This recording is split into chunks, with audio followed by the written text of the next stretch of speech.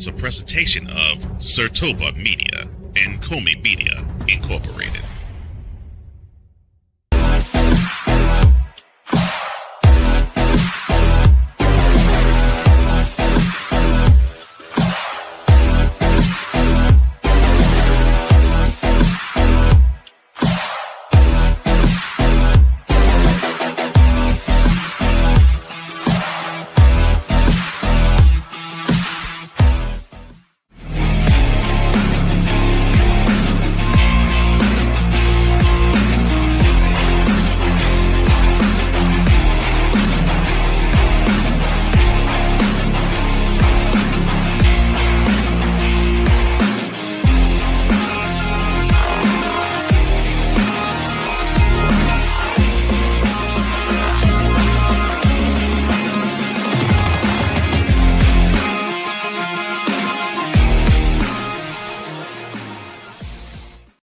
Welcome, one and all. It's that time again. It's time for Total Football Talk Extra. We got a little bit of something else brewing up this week. This is the extra edition of Total Football Talk, the debut edition of that. And this week we have a special guest coming back who loves to talk Canadian football and who has been with us the past couple weeks on the Father Show, as this is the sister show when it comes to that, or the mother show, however you want to say it. We are in the mothership tonight. We bring it back with Ryan McCarthy of Belly Up Sports and No Credentials Required podcast. Welcome back there, brother. Hey, Drew. Thanks for having me. I'm happy to talk some CFL. And I was going to, and unfortunately, you have the zoom in, the panned in camera shot. I was going to do my best Randy Orton like Cole tried to do on Monday, but here we go. Welcome back. Okay. All right. I hear voices in my. Okay, I'm sorry. You told him it needed some work, and I was dying. It's like he told you it needed some work, but it was pretty good. I loved it. It was good. It was good. Maybe I'll welcome the same critique. So, well, we've got a comment already from YouTube. Ike is in the house, says, yo, what's up, fellas? Appreciate you tuning in there, Ike. What's up, Ike? If you guys can share it, like it, subscribe to it. If you've not done so yet, whether you're watching on YouTube, Twitch, on Ryan's X channel, as well as LinkedIn on my professional page, if you guys can, subscribe if you haven't already, or like or share this to help get some more eyes on the product. This is the debut episode of Total Football Talk Extra, where we're going to talk about, yes, the X, where we could talk about things that we can't really cover in the Monday show because there's so much going on in professional football right now. You got the NFL that started up, the game last night between the Ravens and the Chiefs. What a game that was, coming down to that missed pass, that Lamar Jackson had throwing to Zay Flowers. Had that been a good pass and he caught it in the end zone, we wouldn't have had to come down to that Isaiah Likely play to where, he had one toe on the line. But those type of things you'll have to wait for until this upcoming Monday when Cole and I run it back with this week in NFL action. Today, Ryan and I will be talking about CFL, Canadian football, and we've got the game of the week. We got everything laid out in similar fashion to what we normally have with the regular show. Except for today, we'll be talking Canadian football. We're going to go ahead and get that all started here with the opening drive. All right, let's go. We got trips right at 42, 989 on two. Ready? Ready.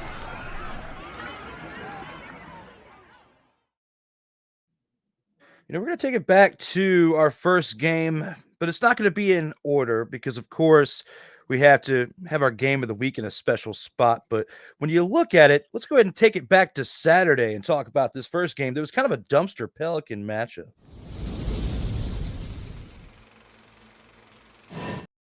And that dumpster Pelican matchup had to feature two teams, one of them being the Ottawa Redblacks traveling to BC to take on the Lions. And the Lions have been struggling, as of late due to injuries. We talk about that for many weeks that you've been on the main show. But today on the sister show on Total Football Talk Extra, we're going to talk about the fact that the BC Lions won 38-12 in this Week 13 matchup this past weekend. You've got Nathan Rourke, third-string quarterback, throwing for 325 passing yards, 3 touchdowns, an interception. 3 carries on the day as well for 29 yards and a touchdown. You got William Stanback, who has been productive throughout this season for the Lions, especially when they've had their issues at quarterback, with Vernon Adams being out and all that. You got to look at William Stanback, 20 carries, 93 yards and a touchdown. 6 receptions for 78 yards as well, one of the highlights of the offense on this day. Justin McGinnis, 3 receptions for 72 yards and a touchdown, along with Aiden Eberhardt, 4 receptions, 58 yards and a touchdown. The Lions defense, 4 sacks on the day. I mean, the Lions team overall produced pretty well on both sides of the ball. Defense didn't really get any turnovers, but you got to look at the fact of what they were able to do by holding the other team to only 12 points.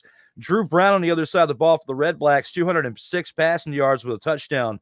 Raquel Armstead, 7 carries for 24 yards, along with Eli Stove, 8 receptions, 73 yards on the day, with Dominique Rhymes putting up 4 receptions for 46 yards and a touchdown. The Redblacks defense, considering the fact they gave up 38 points, they had 1 sack and an interception by Damon Webb. Lewis Ward also puts up 2 of 2 for field goals on the day with a long of 53 yards. But that's all they could do, was mainly rely on their kicker on the day, and 1 touchdown pass by Drew Brown to Dominique Rhymes. Ryan, looking back on this game right here, it's a dumpster pelican matchup indeed when you look at the fact the Redblacks got smacked around like a bunch of dumpster pelicans, only putting up 12 points, the other team's 38. What are your thoughts on this game on this past Saturday? So this was a special occasion on Vancouver Island. It was the Touchdown Pacific game, and they set up a temporary stadium in Victoria. I guess on the broadcast, Glenn Suter, the color commentator, mentioned a lot that he was from Victoria. So if you were playing a drinking game as to how many times Glenn Suter was saying, "I'm from Victoria," you would be in the hospital right now with alcohol poisoning. But this was the Lions had revenge in their minds. Yep. The last week got away from them in the second. The game got away from them in the second half. They generated no pressure on the quarterback, on Drew Brown. This was a revenge game, and they bring in Matthew Betts, who was released from the Detroit Lions in the NFL. Decided to make a go of it in the NFL. Unfortunately, didn't make the 53-man roster. So he comes back to Canada. He's re-signed by the BC Lions. I guess they owned it. No, he was a free agent overall. He was a free agent, so they didn't own his rights like Austin Mack had with the Montreal Alouettes. So fans are giving the BC Lions flack, saying they're going over the soft cap. They're going on a soft cap. Look, they're going all in for the Grey Cup. All right, they can pay the first. They can surrender the first round pick in this year's draft. They can pay a big fine. They're gonna make that money back in the Grey Cup since they're hosting it, and they want to host the Grey Cup, and they want to be in the Grey Cup. So they're going all in. Now, this game featured a halftime interview by Nathan Rourke, where he's talking to the sideline reporter Farhan Lalji from TSN. He's asking Rourke, "Hey, what are your thoughts going in the halftime?" He says, "You know what? We're up 31-6. It's all I care about. Thanks." Goes to the locker room. Goes off to the locker room. They're 31-6 at halftime. I gotta say, was he in the wrong? Not entirely. I mean, when you're kind of juiced up, from the first half, you're geeked up, you're ready to go. You're sticking the juice into your veins. Not literally, but figuratively speaking. Your adrenaline's high. You're gonna say something that may be out of turn, or you just don't know. You don't always think what you're saying, but at the same time, you gotta give the sideline reporter something. You're professional. You gotta say something. And BC's pass rush, we talked about it last week, how it was absent. Came back with a vengeance this week. 4 sacks. Night and day difference. And Ottawa having to go across the country, and then Ottawa had to coming back to Victoria, having to travel extra because they're not playing at BC Place. They're playing in a park in Victoria. That might have thrown their game off a little bit.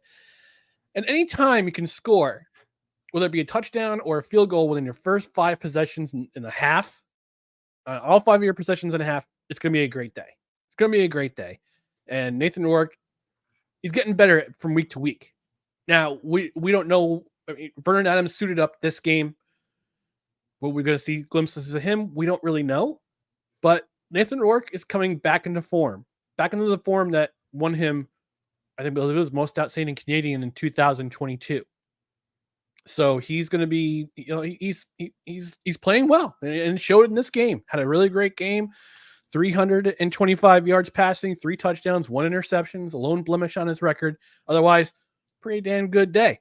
And the Redblacks offense and defense, look, same thing. They must have been left back in Ottawa.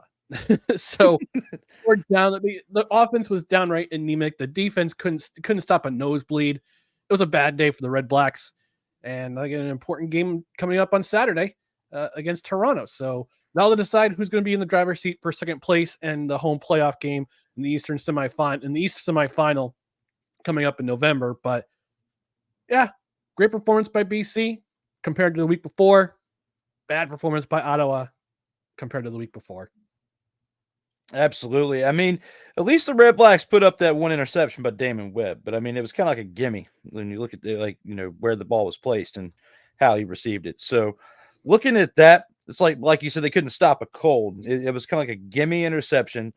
The sack was even kind of a gimme sack. It was kind of like we feel bad for you because we're smacking the expletive out of you right now. So yeah, looking back on it, and how this game went, I definitely agree with you on that. The one thing that I forgot to mention before we got into this game was that we had to buy, of course, because we have a 9-team league, and the Alouettes were the ones that were on bye this week. And with what they've done in this league at 10-1 this year, and how they've been smacking teams around throughout. I mean, this is your team. You spoke highly of them when you and I first talked about them, back in week 2, when we first started talking about them on Total Football Talk, our home show. And looking at that to now, are you surprised that they are 10-1, or did you think that they would get to this point, or that they would maybe like 7-4, 8-3 at this point? This is a historic pace. They're 18-1 in their last 19 games. That's all-time best in the CFL. Did I think they would be this good? No, I didn't think they would be 10-1 good. I thought they would be, like you said, 7-4, 8-3, 9-2. But this is a very good team on both sides of the ball. They're aggressive on defense. On offense, they're opportunistic. Cody Fajardo is playing the deep ball a lot more this year compared to last year and other years when he was in Saskatchewan. With the talent around him, they lost Austin Mack. He was on a 6-game injured list this week, but they played fine without him for the first 9 games, the first 10 games of the year. So I think the momentum continues. But they're playing tonight against BC. We want to see what a week off does for them. See if they heal up, see if BC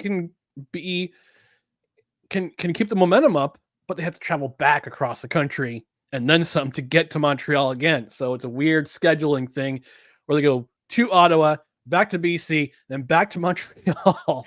I don't know what kind of, I don't know. It's going to take a lot out of BC. We'll talk about that in the when we preview these games. But yeah, Montreal, class of the league right now.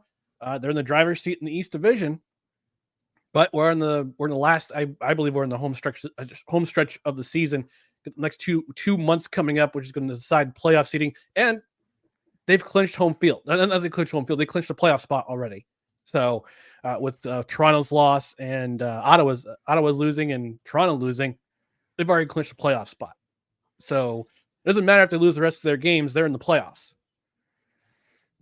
I think they're the only team that has been able to say that they have, because you look at the way the rest of the league is kind of wide open, because that number 2 spot in the East Division isn't decided yet, because you got the Redblacks and the Argonauts still going back and forth for that. The Argonauts, even though they've struggled since, they were getting hot at the beginning of the year, they're still, a game or game and a half behind the Redblacks, because the Redblacks have a tie and are 7-3-1. Yeah, they go with the points. They go with a point system as opposed to the NFL where it's just by standings. They go with a point system because it's Canada. Oh, it's kind of like hockey. So right now, Montreal's in first with 20 points, then Ottawa with 15, Toronto with 12, Hamilton with 6.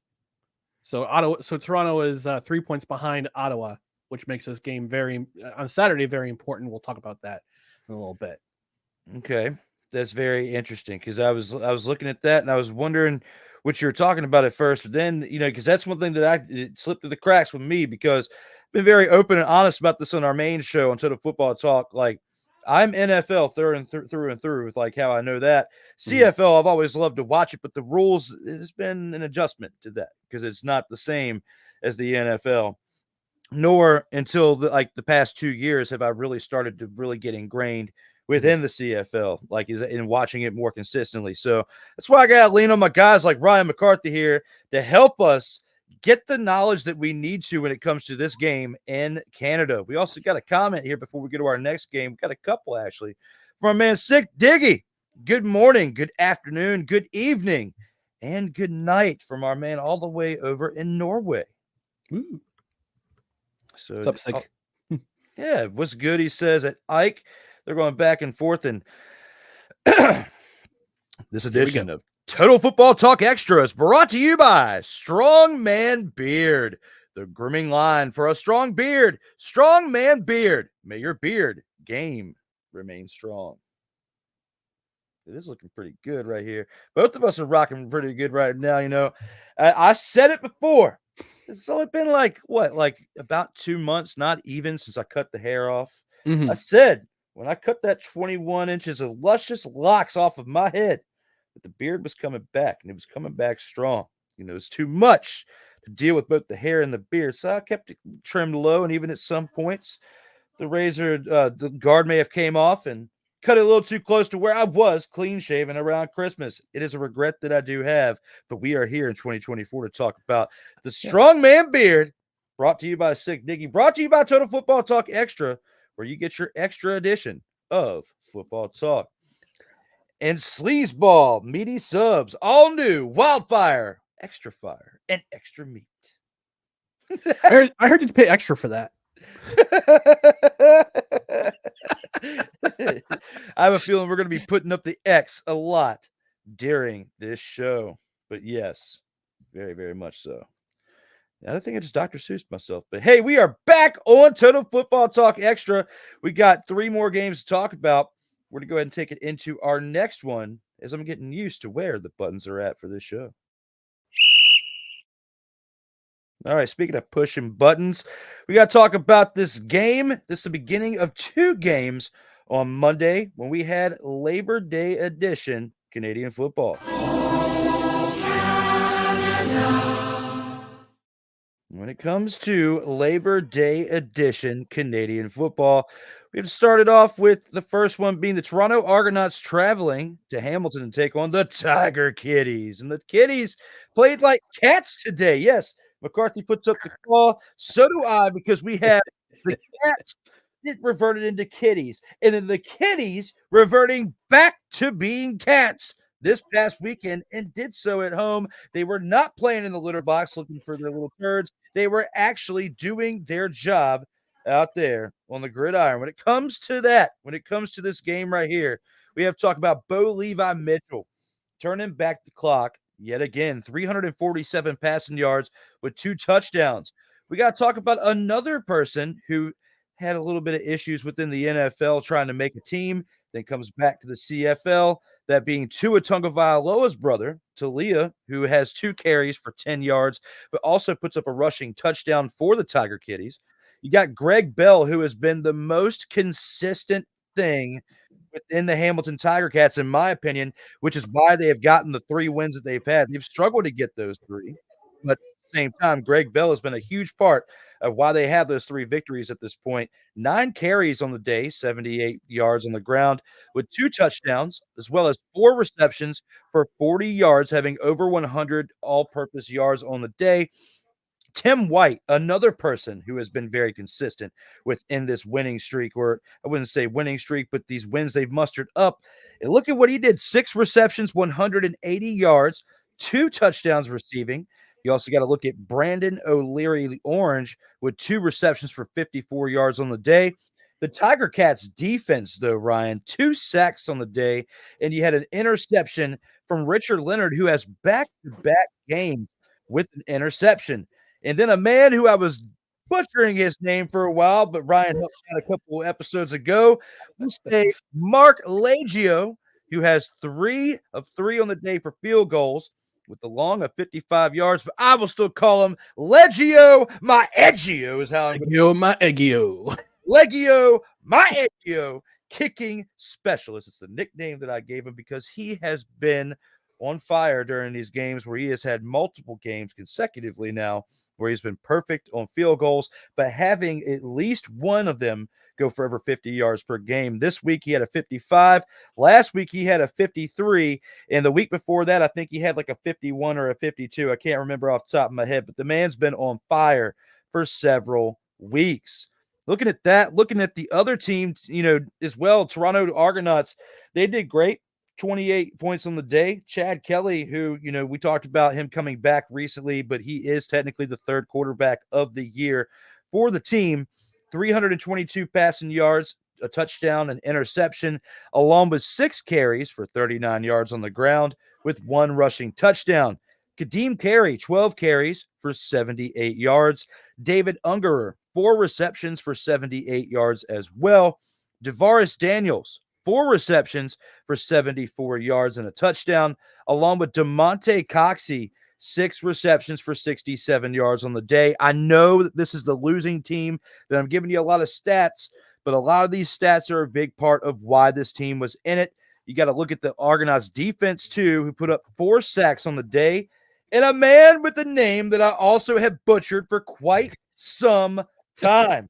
Another kicker. And as a matter of fact, for some reason, I keep butchering kickers' names, but I got the first one down. His name is Liram, okay? He's a man named Liram with the leg. L for leg, L for Liram, okay? But his last name is the one I have a hard time pronouncing, Ryan McCarthy. I don't know if it's Honolulu, okay? What is it? How do you say this man's name? Because all I can tell you about him is that he went 5 for 5 on the day on field goals, putting up 16 points, and he had a long of 47 yards. Is his name Honolulu? All right. I'm going to take you through the phonetic pronunciation of his name. You ready? Repeat after me. Ha. Ru.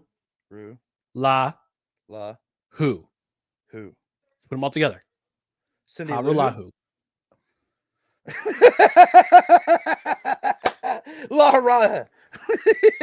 This has been Ryan McCarthy's last appearance on Total Football Talk Extra. Sorry. I just scared off our guest already. Damn. All right. Now, they can say that on PG program. So can I. Now, look, if you butchered other names in this show, it's a running theme. All right, let's just go with it. Alahurahu. I'll practice it. I'll go back. This will be like I'll go back. We'll have to make a clip out of that, and then I'll have it on repeat, and then I'll get it down. But anyway, when it comes to this, and you look at the Argonauts, you look at this Tiger Cats game, very closely contested game. What are your overall thoughts when it comes to how this game played out? Let's start with the fun fact, Drew.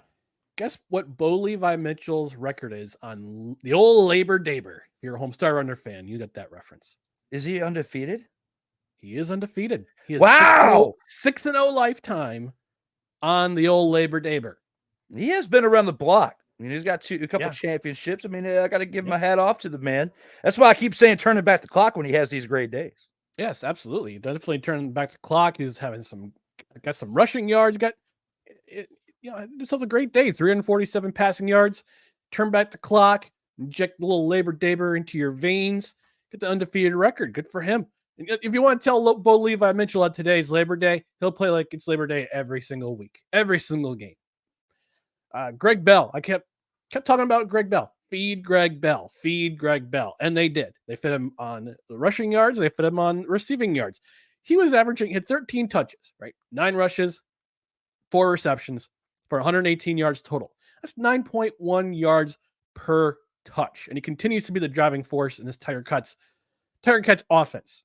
Now let's talk about Tim White. I'm not talking about the WWE wrestler and former handler of Andre the Giant. I'm talking about the wide receiver of Tiger Cats, who, every once in a while, I'm going to call them the Battle Cats from now on. If you don't know the reference, Battle Cat, it's He-Man's companion, who, when he's just with Prince Adam, he's cowardly. He's a cowardly panther. But once Prince Adam gets his magical powers and turns into He-Man, that cowardly cat turns into Battle Cat. And Tim White helped the Tiger Kitties turn into Battle Cat. And this day, when they're jumping up to a 21-3 lead in the first quarter. All right. And we got Lil Oos, Talia Tagovailoa, Lil Oos out there in place of Taylor Powell, who's still injured, suffering that concussion from a couple weeks ago, the head injury, a scary incident. Coming in, having a couple rushing yards, taking some valuable time off the clock during the last drive of the game for the Tiger Cats, getting some short yards, just getting the time, just tick, tick, tick, tick, tick, tick off the clock. Chad Kelly, decent game, threw an interception, which led to Tim White's touchdown, the first touchdown of the game. Slow start for him, but give him credit. Give the Argonauts credit. Kept ticking away. 4 sacks on defense. They got big sacks when they needed them. Chad Kelly making plays when he needed to make plays. Chipped away at that lead. The Tiger Cats actually getting the lead. Getting the lead in the fourth quarter. And then Tiger Cats get that single. Force a punt out of the Argo. The Tiger Cats defense force a punt out of the Argos. They're playing better. I would like to see them do a little more. Don't peter out so soon. I know they're still getting used to the style of Chris Jones on defense. I'd like to see them. I like to use another animal comparison, like a dog. All right, dogs chase after cars, but once they catch the car, they don't know what to do with it. So Tiger Cats having the lead seemed foreign to them, and they don't know what to do. So plays on offense rather than just run the ball. Just keeping the Argos defense on their toes. They're throwing the ball, and I'm sitting there going, "Why are you throwing the ball? It's run the clock, grind them down." So, yeah, but Chad Kelly kept the Argos offense and then get in the game. Argos defense kept them in the game with 4 sacks. And the Ticats defense, I mentioned them before, getting the turnover that led to the first touchdown, but they came up with a big sack in the fourth quarter after they took the lead, after Legio my Eggio kicked that field goal, forced a 2-and-out, forced Argos to punt, and then Boo Levi Mitchell. These stones on that man. The clock's ticking down.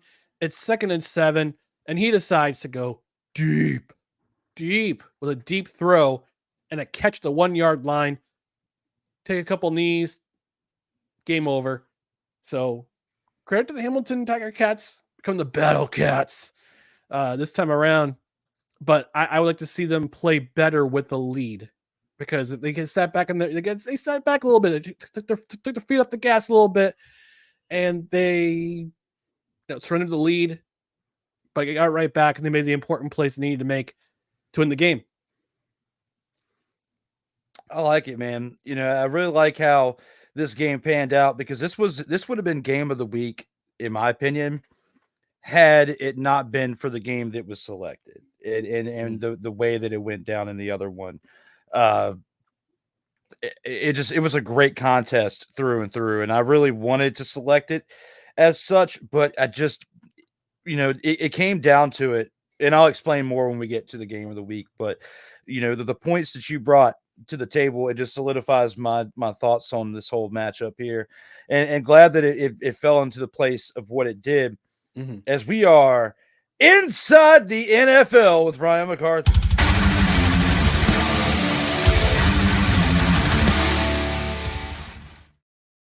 As I'm getting used to the layout of this sister show, I meant to click the button earlier. It's me getting adjusted to certain buttons and placement.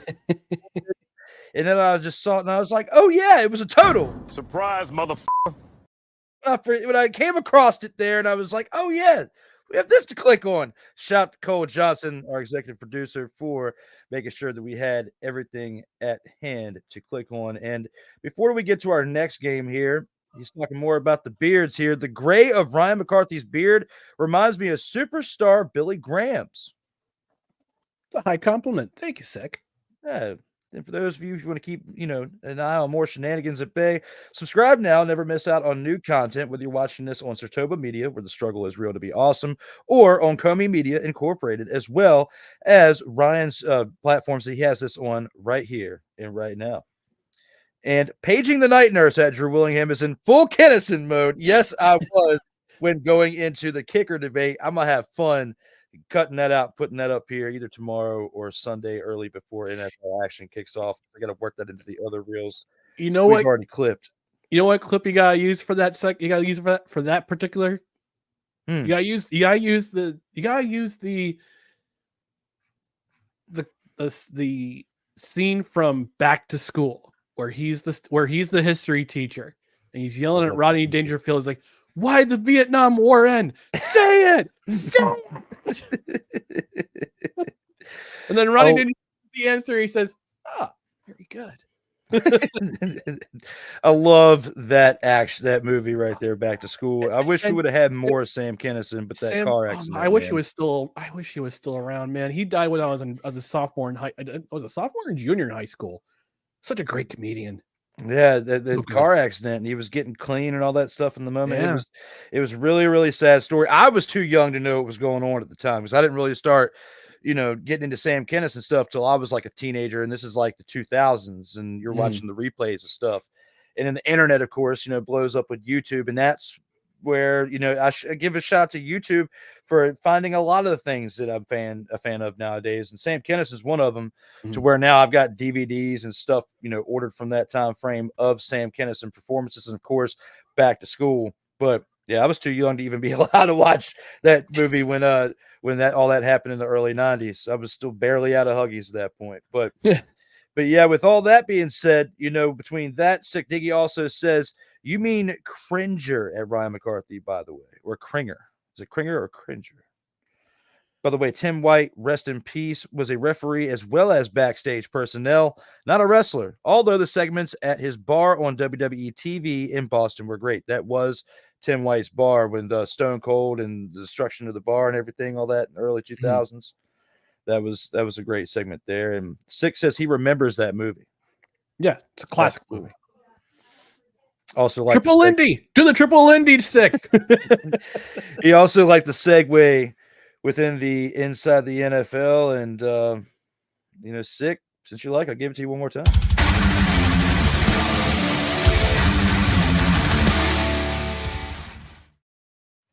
I had to do it this time too.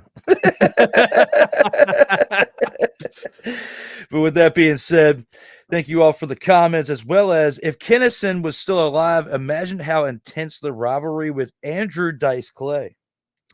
I think at this point, you get older, you gotta let bygones be bygones in certain things, and that's one of them. I think they would have forgiven each other and made up, and it would have told some really great stories about their rivalry and how they try to one up each other. But yeah, I think once you get older, I just turned 47. Like I said, turned 47. So recently, and some things you gotta let bygones be bygones about, and let old things pass away and let the new come. So I think they would have forgiven each other and they would have been great friends. We had like the Kings of Comedy tour with like Bernie Mac and everyone else on that tour as well. Cedric the Entertainer, so many others on that tour. Then you have the Blue Collar Comedy tour, of course. Yep. Could you imagine if we had another type of comedy tour with like Sam Kennison, Chris Farley, Adam Sandler, and then like others, like even if Rodney Dangerfield was able to pop in, you can imagine how wild that one would have been if we would have had that. Like if these guys would have stayed alive for a little bit longer, to like when the early 2000s, when that stuff started getting hot, because around the early 2000s was when those, formerly mentioned ones I was talking about were getting hot, late 90s, early 2000s. If we would have had them on some type of, even just Kennison and Farley, that would have been absolutely wild. There probably would have been a lot of drugs done in that process. But it would have been great. Kennison, Farley, Andrew Dice Clay, Bill Hicks. That would have been an amazing tour. Yeah, it was sad. So sad we couldn't get that. And at Ryan McCarthy, I turned 42 last week. So he's not Happy that far belated behind you. birthday. Happy belated 6, like, birthday. right in between us in age. He's 5 Yeah. years above me. Well, 4.5 years above me. And he's like right at 5 years under you. Mm-hmm. So he's right in between the age gap. So that's what I'm talking about. Sicking here, wedging the gap. I remember a tour called the Kims of Comedy Tour, or the Kims of Comedy, with Bobby Lee, Kevin Lee, Steve Bourne, and Dr. Ken Jeong. Yeah, Dr. Ken. Yeah, Dr. Ken Jeong. He graduated from Duke Medical School. Yeah, but he had to turn to comedy because apparently he wasn't that good of a doctor. Oh man, I'm just joking. Was he the one who stuck the needle in Tyrod Taylor's rib that broke his rib back in 2020?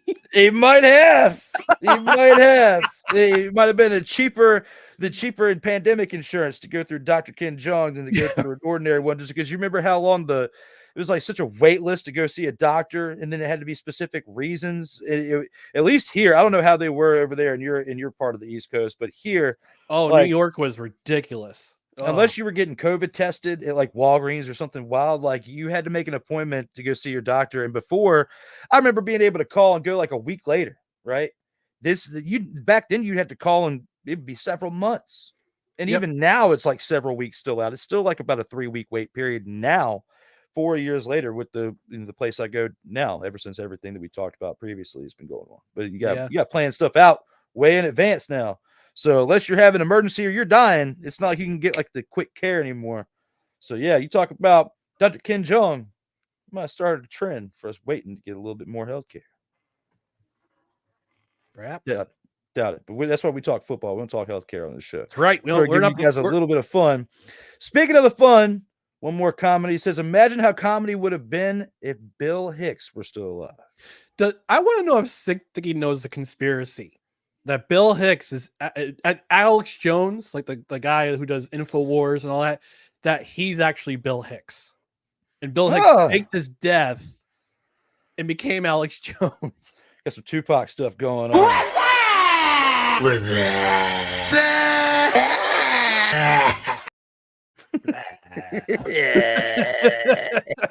Stop it. Get some help. I know that's what y'all are saying right now, but it's all good. We're having a little fun out here. On TFT Extra, we still got some more games to recap. Let's go ahead and take it into our next game that we have to look back on now that I found the button. So we have another Monday game that we have to look at.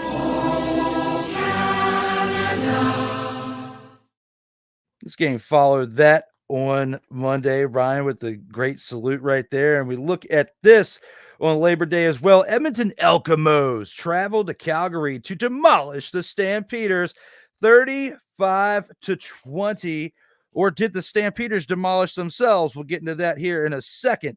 But when it comes to that, McLeod Bethel Thompson, the law offices, 486, the law of offices, 486 passing yards and 3 touchdowns, along with Geno Lewis's 6 receptions for 112 yards and a touchdown. This right here was purely a passing offense for the most part because they did not put up much on the ground. But when you look at Tevin Jones, who put up 5 receptions, 208 of those 486 passing yards were received by Tevin Jones, and 2 touchdowns. Curly Gittens Jr., the man who should be selling you life insurance, gets 7 receptions for 115 yards on the day. The Elks defense, though, Ryan, this was what was most impressive to me, besides all those great inflated numbers. You got to look at 2 sacks, and you got to look at 4 interceptions on the day, okay? You got to look at Devondrick Bynum and LaJoy Purifoy. I probably butchered that name. Yes. But LaJoy's what is his name? Luchez Purifoy. Luchez Purifoy. Okay, I'm going to get this by next week. 2 interceptions Hold me per to it. person. 4 interceptions on the day by this team. Back-to-back games from Bynum having interceptions. That's 3 in 2 games here. But the most depressing stat came from the other side as Jake Mayer, 297 passing yards and a touchdown with 4 interceptions on the day. 4 of them. Absolutely terrible. The Stampeders running backs, though, did even worse than that. On 8 carries, they put up 18 rushing yards between 3 different running backs. That's absolutely horrible. That's putrid. Yes, the only highlight for this team was Reggie Beggleton, who has been the highlight of this team throughout their woes this year. 7 receptions, 118 yards. Kylan Hill, also adds a little bit of complementariness to that with 5 receptions for 68 yards and hauls in that lone touchdown pass from Jake Mayer. The Stampeders defense was just non-existent on this day. Rene Paredes, another highlight with Reggie Beggleton this year, as he puts up another 50-plus yard field goal, goes 2 of 2 on the day in field goals with 57 yards for that long of a field goal. Besides those 2 good things between the wide receiver and the kicker, this team was absolutely depressing to watch. Now, looking at what we talked about with the Edmonton Elkamos and the greatness that they displayed in this game, what are your thoughts when looking back on this Labor Day contest between these two teams in Calgary? Another one of the old Labor Day games again. Get the reference from Homestar Runner. You get the reference. Edmonton travels 2.5 hours to the south, then absolutely puts a beat down. You know what? Right now, they're not even called Calgary the Stampeders. They're not called the Stampeders. They're called the Dead Horses. All right, because Edmonton beat on that dead horse all 4 quarters. All 4 quarters. What is the Stampeders' offensive identity right now? What is it? It was right now. They were passing. Jake Mayer, 297 passing yards. Big whoop. He should have put at least 2 touchdowns on the board. He didn't. Put only 1 touchdown. He threw 4 interceptions. It seemed it was going to be a seamless transition from Bo Levi Mitchell over to Jake Mayer. Looked pretty good in 2022. But in 2023 and entering into 2024, Jake Mayer's he's Dr. Jekyll. He's a Dr. and Jekyll, Mr. Hyde of CFL quarterbacks. Either he looks really, really great or he's really, really terrible. And in this game, the Elkamos defense made him look really, really terrible. 6 points in the first half on 2 field goals, only 1 touchdown overall. The other touchdown came on a punt return that kept them in the game. But let's talk about this. The law offenses of McLeod Bethel Thompson balling out, 400, almost 500 yards passing, this game. Three touchdowns, and what a performance! I gotta say, if you go watch the highlights after watching us, go watch the highlights of that game. That last touchdown pass he threw to Tevin Jones and the yak that a lot of those yards by Tevin Jones was yak yards after catch. On 2nd down and long, I think it was 2nd and 7. Bethel Thompson throws this absolute dime to Tevin Jones, and Tevin Jones just takes it out the rest of the way. Scores a touchdown, game over. At that point, game over. Tevin Jones, breakout game. The backbreaker was after an interception. I believe that was from Bynum's. Bynum had the interception, and the second interception of the game, because Purefoy's interception pretty much sealed the game. But Elkamos are pinned back in their territory. Bethel Thompson has to throw the pass to Geno Lewis. Geno Lewis fumbles, but Tevin Jones gets the bounce, takes it 82 yards, and almost scores, stopped at the 1 yard line. That was the backbreaker. That was the backbreaker of the game. Elkamos score, touchdown, and it was just a beat-down performance. And Stampeders defense played like an NBA defense. They didn't play any. All right. They surrendered almost 4 yards in this game. Between Bethel Thompson's 486 yards and the Elkamos getting over 100 yards on the ground. 586 yards, no sacks, no turnovers, allowed 15 of 24 on 2nd down. That's a pretty high percentage. And they surrendered 3 red zone touchdowns, as well as an 8+ minute drive in the 3rd quarter that ended up in a touchdown. That is just a terrible performance on arguably the biggest day of the year. The biggest day of the year because it's a rivalry game. It's the Battle of Alberta. Calgary and Edmonton hate each other, not just in football, but also in hockey. Totally different sport. But this was just an absolutely terrible performance on both sides of the ball for the Calgary Dead Horses. Calgary Dead Horses, indeed. I mean, 4 interceptions on the day by Mayer. And just, you handed the game over. You still only lost by like 15 points. Had you thrown 1 interception, you might have had a chance to be in this game and actually win it. But that's something we could talk about more during one of my favorite parts of the week that we actually get to talk about in this show, as well as this show is part of Total Football Talk. Now, with that being said, we've gone through the 3 big games, but we haven't gone through the biggest one, and that being what we have to both would say and agree would be the game of the week. That game of the week being the game that happened this past Sunday.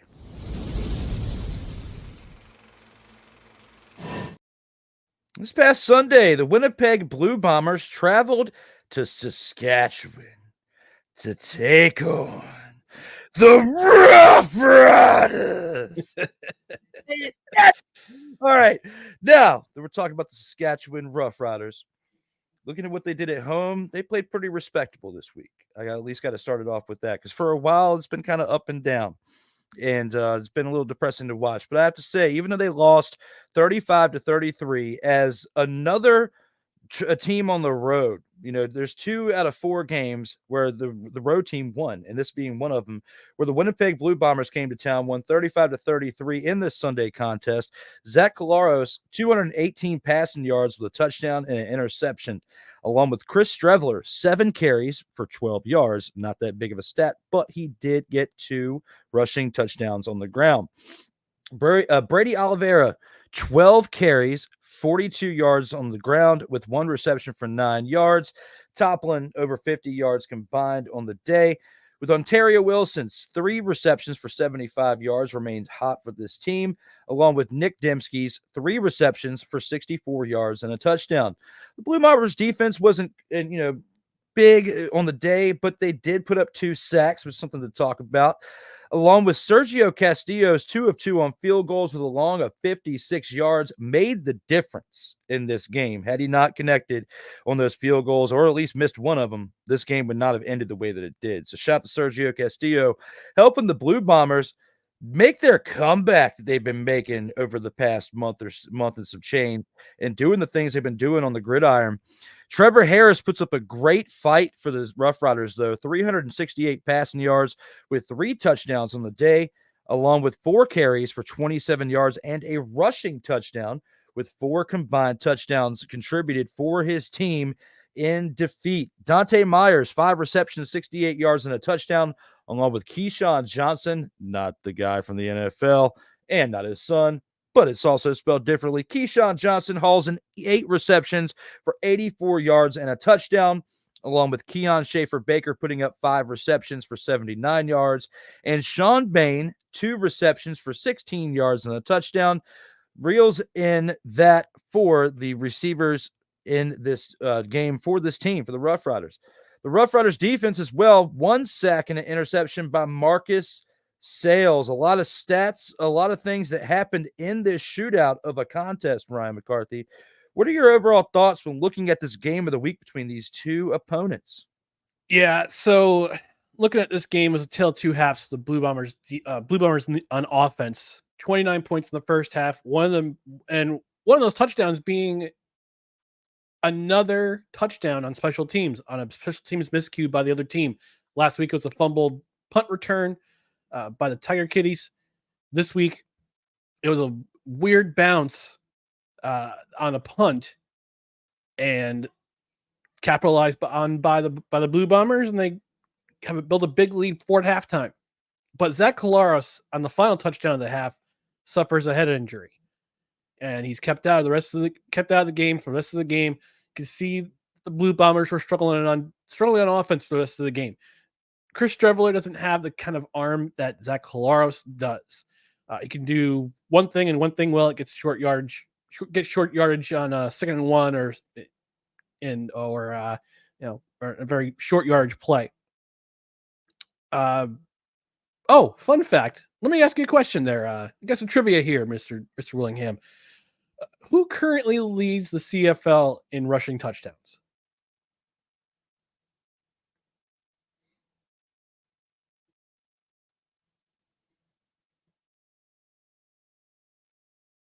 Uh-oh. I can't hear him. Oh, I did it again. It's not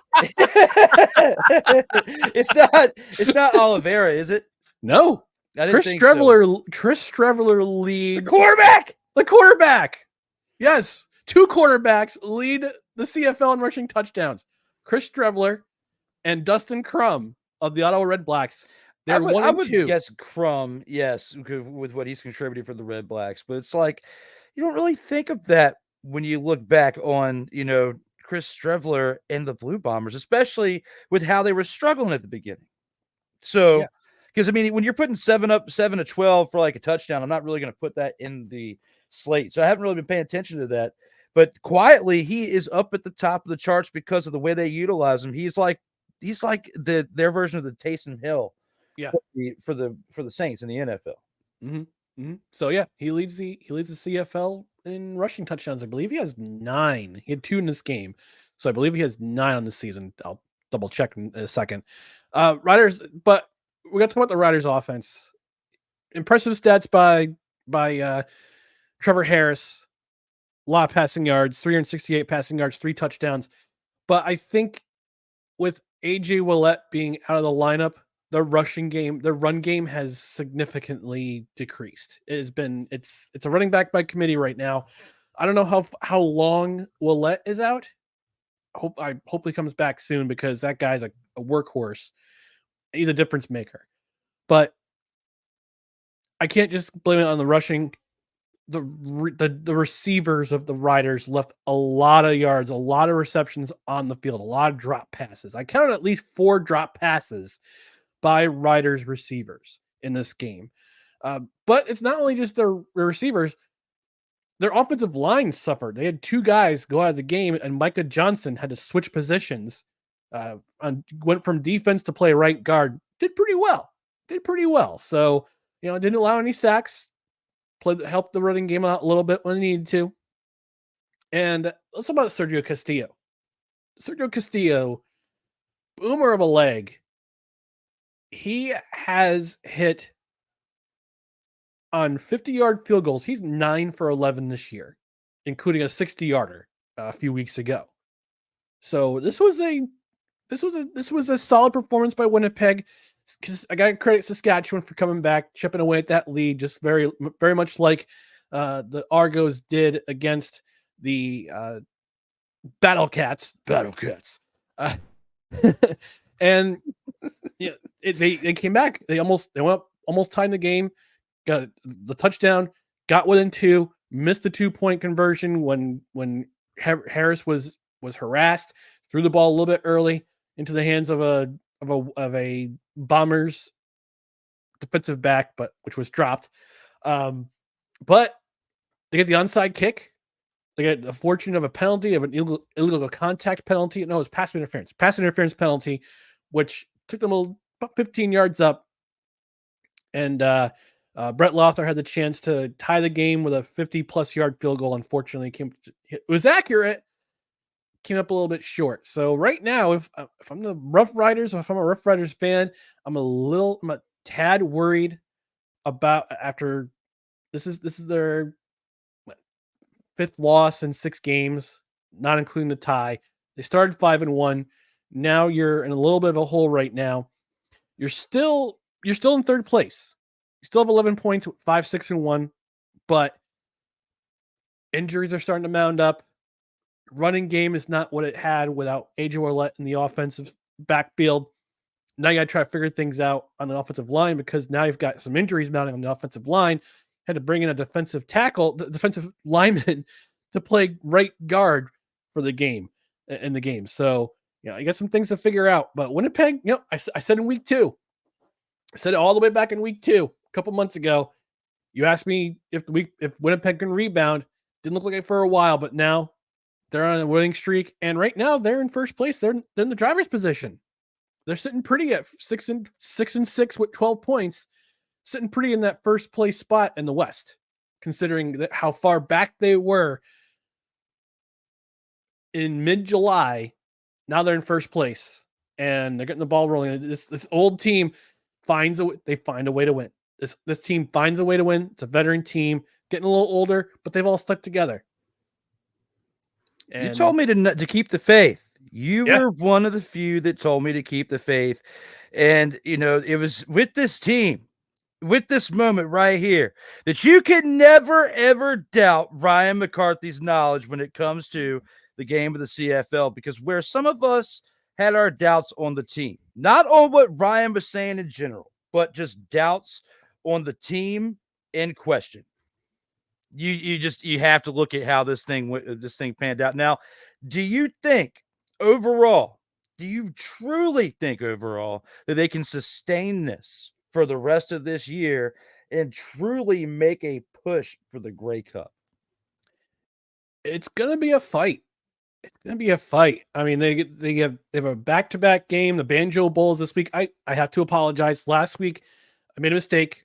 I said that Labor Day game, Sunday's game was the Banjo Bowl. I apologize. It's called the Labor Day Classic. This week is the Banjo Bowl in Winnipeg. So they go back to back every year on Labor Day week. And this week's the Banjo Bowl. So they got momentum going. They have a bye week. Then they play Edmonton. That's a game to watch. If Edmonton can keep their momentum going, this will be a great match on September 21st in 2 weeks. And then from there, they have a back-to-back against Edmonton. And then they are playing, and they're at Hamilton, Toronto, bye week, Montreal. It's going to be it's the back end of their schedule. They play all East teams is going to be tough because Hamilton is playing better. Toronto, I'm kind of up in the air with them. And you got Montreal. Montreal, by that time, if they clinch the division, they might be playing their second string guys.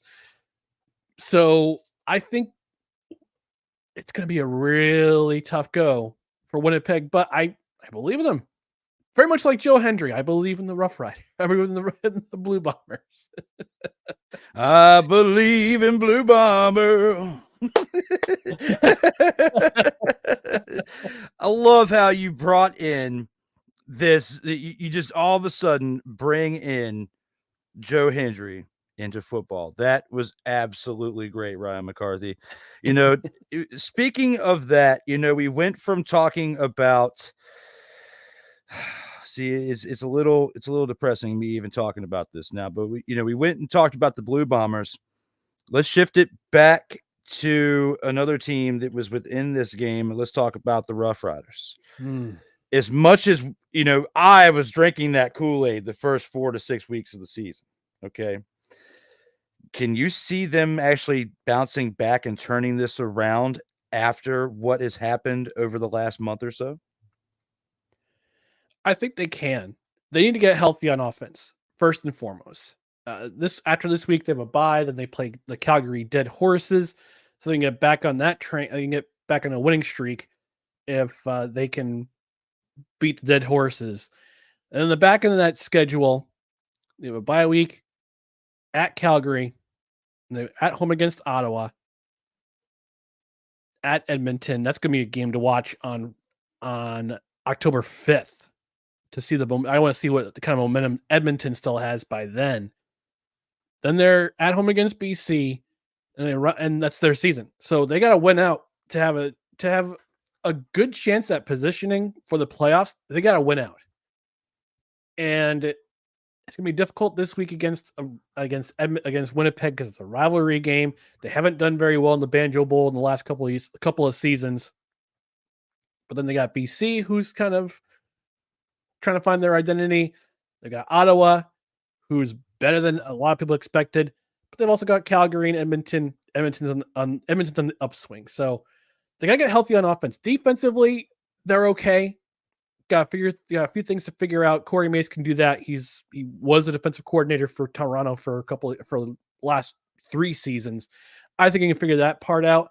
And plus, he's still he's new to the head coaching position. So, but I think if they get healthy, especially if AJ Willett can come back, then and they establish the run and kind of balance things out, I think they could get back on the upswing and hold off Edmonton, who's currently right behind them in points. I like your take on it, and I hope that it comes to fruition because, between their entrance, the name, the history, looking back on it, I just like the Roughriders. They're not like the Alouettes of the CFL, but right. just it's something about them. The uniforms, the Roughriders, so much about it gets me hyped up. And then even this game, the way they lost, I mean, I'm not even mad at it. It's a respectable. Your quarterback played great to keep you in it.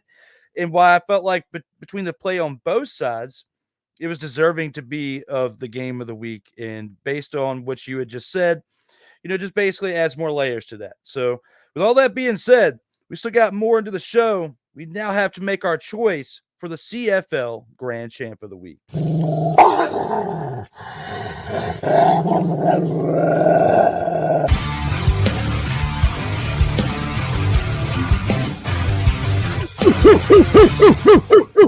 Where my dogs at? One of them's right here. Cole on Mondays, we got Ryan today on Friday. And when it comes to our dog of the week, who's your choice there, Ryan, when looking back on what we saw in CFL action? My dog of the week is Edmonton Elkimo's wide receiver, Tevin Jones. Nice. Tevin Jones, 208 receiving yards, 2 touchdowns, including that clincher that absolutely put the nail in the coffin of the dead horses of Calgary. And that 82-yard fumble recovery, which would have given him his 3rd touchdown. That would have been his 2nd touchdown of the game. The 3rd touchdown of the game would have been that long touchdown reception. But Tevin Jones, Tevin on the spot with that fumble recovery for a touchdown, 2 touchdowns, one of them being the long touchdown on an absolute dime by quarterback McLeod Bethel Thompson on 2nd and long to seal the game. That's my grand champ of the week. How about you, Joe? Nice. So, I was conflicted because I had 2 quarterbacks that I was looking at, and I wanted to choose the one for the Elkimos when it came to McLeod Bethel Thompson. I wanted to, but at the same time, Ryan's pick of Tevin Jones was great. And if it wasn't for Tevin Jones's numbers, McLeod Bethel Thompson wouldn't have had the production that he had on the day with 486 passing yards and 3 touchdowns, 2 of those going to Tevin Jones. So I looked at another team that's been struggling for quite some time, a team that I've had more in the snowflake of the week than I've had in the dog of the week discussion. And I got to give this one to the old man here, Bo Levi Mitchell. 347 passing yards on the day this past Labor Day. Like you said, he's undefeated on Labor Day. 6-0. Back from start to finish in career. Ryan McCarthy dropped that dime. And because of that, because he sold me on that, he had 2 passing touchdowns. He did have some help with Greg Bell on the ground as well as Talia Tungavailoa. Looking at all that, there was still a great mixture of plays within the run, within the pass, within the play action for this team in this game. And because of the way it was spearheaded by the old man, Bo Levi Mitchell, and the Tiger Kitties winning 31-28, I got to give my dog of the week to old Bo Levi Mitchell for this week's CFL pick for my dog of the week. Solid choice. Thank you, sir. You did as well. With you talking about Tevin Jones and the way that you would describe that before we even went on the air and now, I was just thinking, I was like, man, I just can't do it. I can't go with McLeod Bethel Thompson. Plus, I want to give another team some shine, a team that, like the Blue Bombers, I threw some shade on at the beginning of the year. You look how they turn things around, okay? Now we're seeing the Tiger Kitties, just not as consistently. Can they keep it up? That's the question. Go back and see what we just talked about here a few minutes ago if you want answers to that. But with that being said, we've now talked about our grand champ of the week. Let's go ahead and take it into our next favorite part for myself, and that is the snowflake of the week.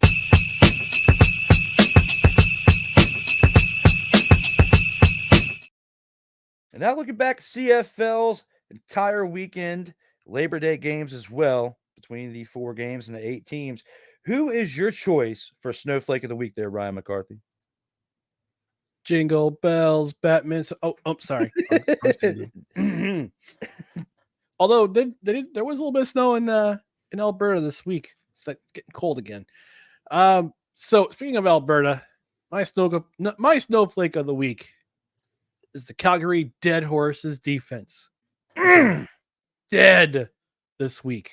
No sacks, no turnovers, nearly 600 yards surrendered on offense to the Edmonton Elks, who a few weeks ago themselves were not looking so healthy. And now Calgary Stampeders sit in last place, tied for last place in the CFL's West Division with a game in hand on the Edmonton Elks. But they didn't show up on the old Labor Day. They didn't show up. They're shiny with their black uniforms, which is traditionally worn on Labor Day. You might as well just kept wearing black the entire game, because your defense was pretty much dead all game long, and it showed. So my snowflake of the week, the entire staff of the Calgary Stampeders defense, terrible. That was absolutely great. And I'm going to actually keep this within the same team and shift to the offense. Because just as bad as the defense was, the offensive line, the running back core, they were all just as bad. I mean, you look at the offensive line only allowing your running backs between 3 different running backs, 3 of them, 8 carries, 18 rushing yards on the day between 3 running backs. But that's not even the worst of it all.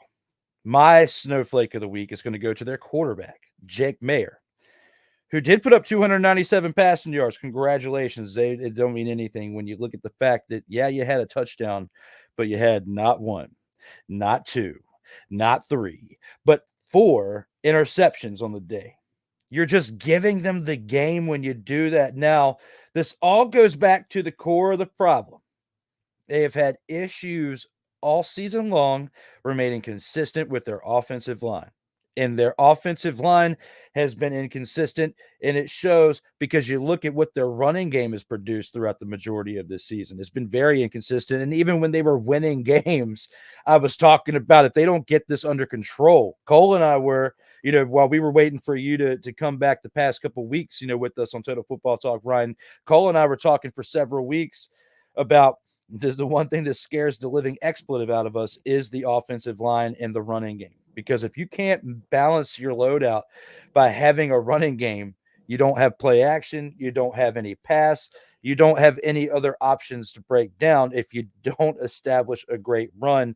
That's the majority of the time. There are other offenses that can get away with it by being gunslingers and throwing 400 plus yards per game and get away with it. But it's not your average case. As much as football has evolved in National Football League, USFL, XFL, now UFL, and the other leagues have tried to make it in the past, where there's been marketing and viewership that did them in. The regardless of all that, arena football, everything, you have to have a decent, balanced running attack to mix up your plays. It's great to have a gunslinger, but if you don't have some kind of running attack, getting 3 to 4 yards per carry on average, it is very hard to remain consistent greatness out there on the field. And the Calgary Stampeders have been very, very, very lackluster this year because they have had no running attack.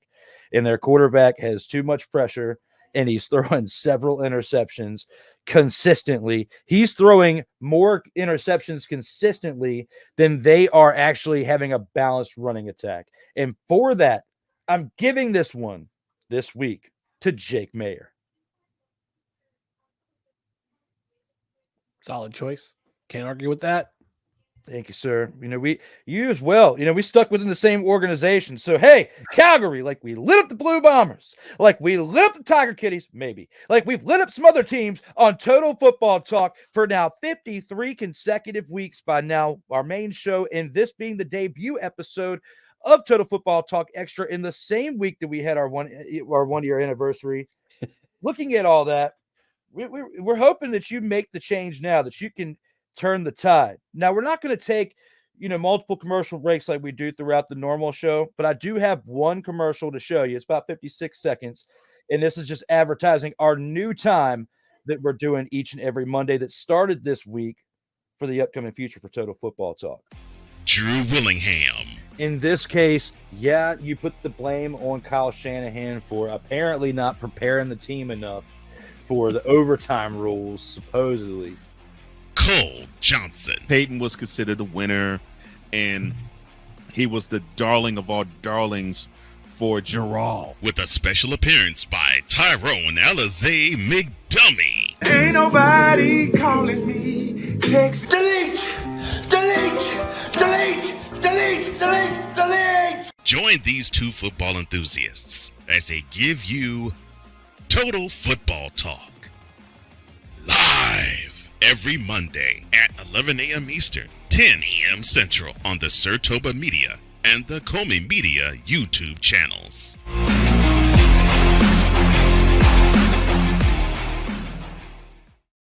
That's right. Episode 53 is now available, the 1 year anniversary special from this past Monday that debuted at that time, announced in that commercial. As we are live for Total Football Talk Extra, as we just reviewed the opening drive in week 13 of the CFL action, along with the Snowflake of the Week and the Grand Champ of the Week. I've got Ryan McCarthy back here, and we got some comments to talk about here in the chat. We've got Ike saying the Stampeders just suck so bad. No argument here. None. Along with 6 saying the Stampeders defense was like the CPU's defense in a Madden NFL game with the sliders all down, to say the least. I don't play Madden, so sure.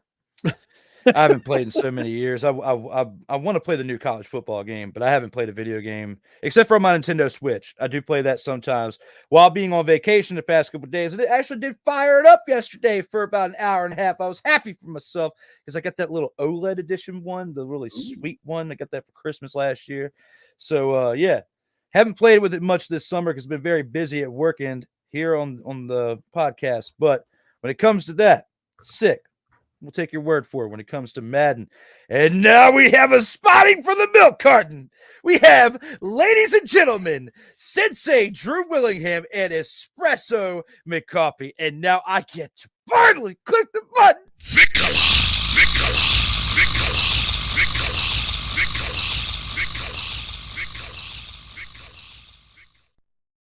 My day has been really made now.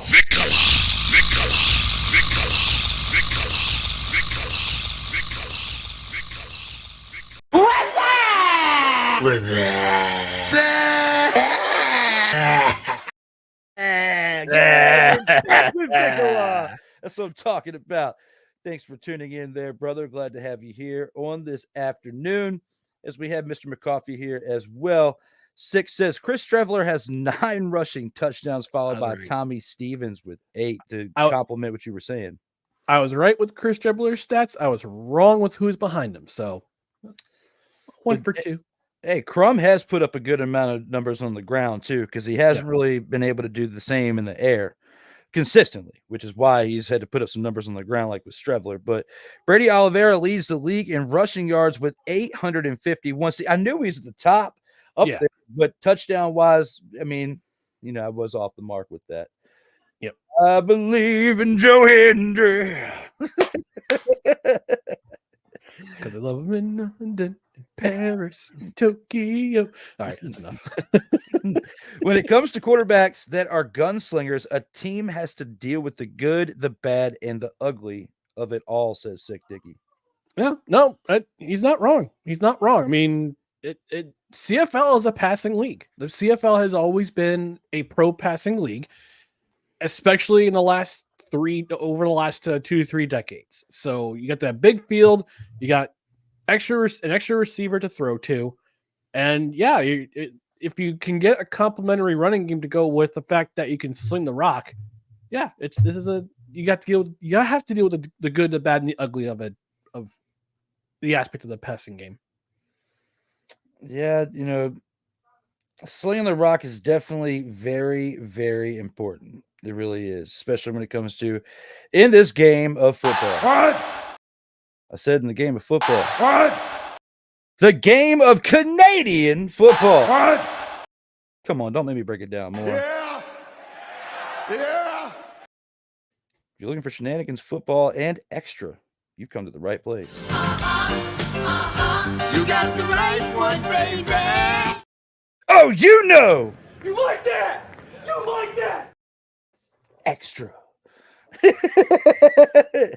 Now, when it comes to that, he also says, Sick Diggy says, you can never get enough of Tyrone Alizé McDuffie. Damn.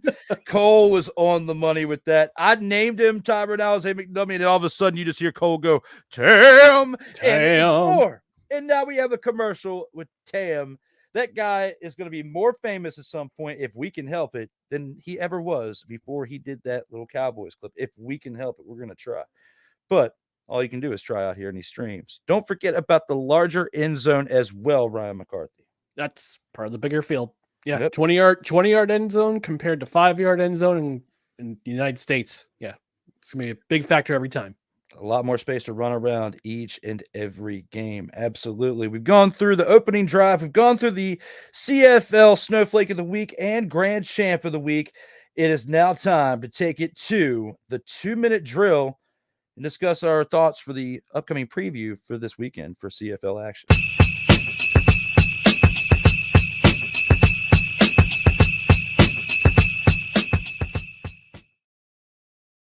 Total Football Talk.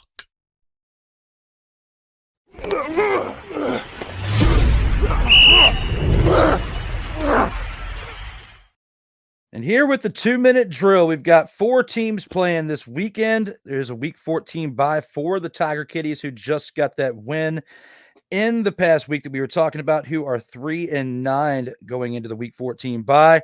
We got to talk about tonight's game, Friday night, September 6th, 7:30 p.m. Eastern time, as the BC Lions, who, improved their record this past weekend to 6-6, travel to Montreal to take on the Alouettes, who are 10-1. Looking at this game right here, what are your thoughts? Who wins and why there, Ryan? Well, let me ask you this there, Mr. Willingham. I'm going to ask you a question. The Socratic method here. Is this a possible Grey Cup preview? I mean, before I answer that, because I still don't know, how long until we have to wait for Vernon Adams Jr. to come back? It's a great question.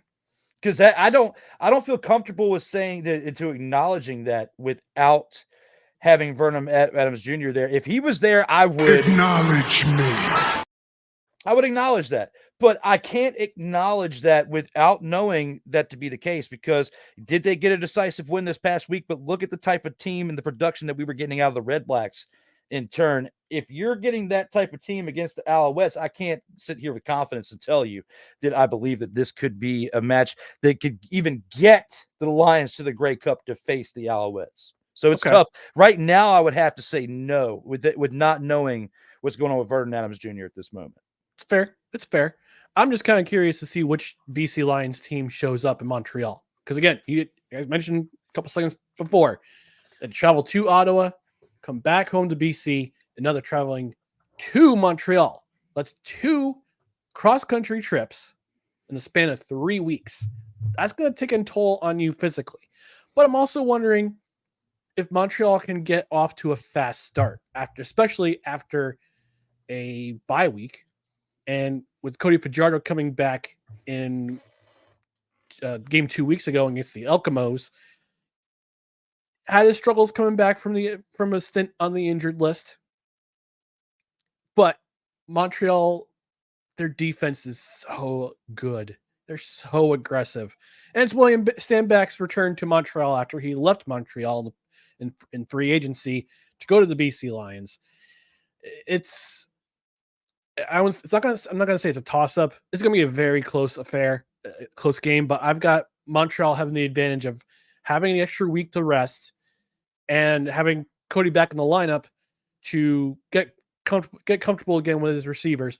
They got to find a running game, though. They got to find a bit of a running game to establish themselves on offense. Get a little balance, but on defense, they're just so aggressive with Noel Thorpe and his system. They're just going to come at you. And they got also in addition to guys coming at you every single passing down, you got ball hawks in the secondary who can pick the ball off and play really, really tight coverage.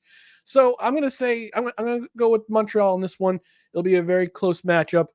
I think Montreal, and the thing with Montreal and their 10 wins, not every single one of these games has been a blowout. Unlike last year when Toronto was on the Cobra Kai tour all the way up until the East Final when they got smacked in the mouth by Danny LaRusso style against the Montreal Alouettes.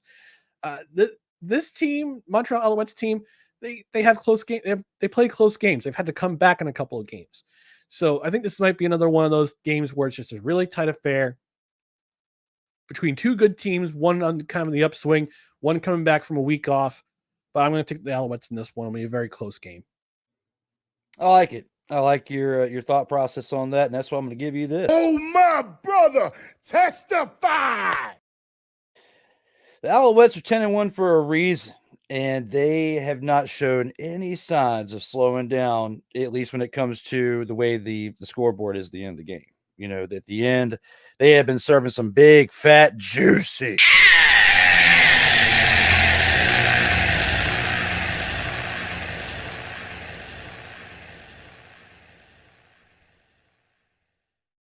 To the point that if we bet against them, it's like they hired The Rock to tell us this. You should know your role and shut your mouth. And that's why, until they show us otherwise, I'm going with the Alouettes in this game. I think that they will give them a little bit of a contest, a little bit of competition in this game, just like Ryan said. I would be going a little bit more on that side, or leaning more to that side, if Vernon Adams Jr. was in this game and was healthy. If this was the Vernon Adams Jr. we got the first 4 to 6 weeks of the season, you best believe I probably would be picking the BC Lions in this game. And, we've been in that position before, but now they're on the road to the Alouettes, and you don't have Vernon Adams Jr. So I can't even come close to picking them. Even though I like what I saw this past week, the Redblacks have been playing very, very, good overall, which is why they've been in the conversation, but they fell on their face. And because they fell on the face the way that they did, I don't see the Alouettes doing that against the BC Lions 2 weeks in a row. So for that, I'm going to say that the winning team, and continues to be the winning team, is the one and only Montreal Alouettes. Hey. Who's giving them the business? Now, with our next game on the slate, we've looked at Friday's game, and I forgot to click the button, but I'll make up for it by clicking on this one.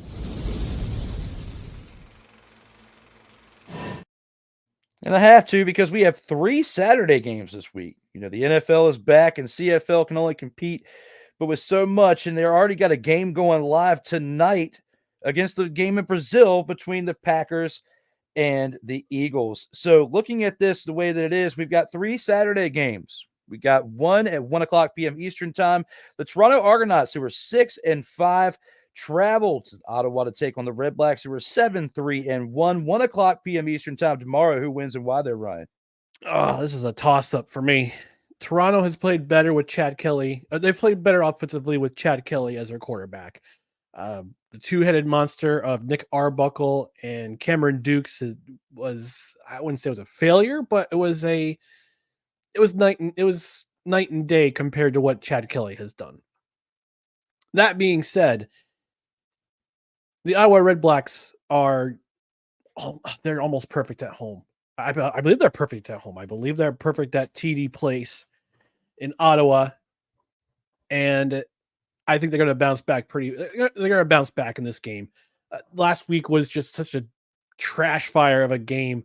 They play like a bunch of dumpster Pelicans on both sides of the ball.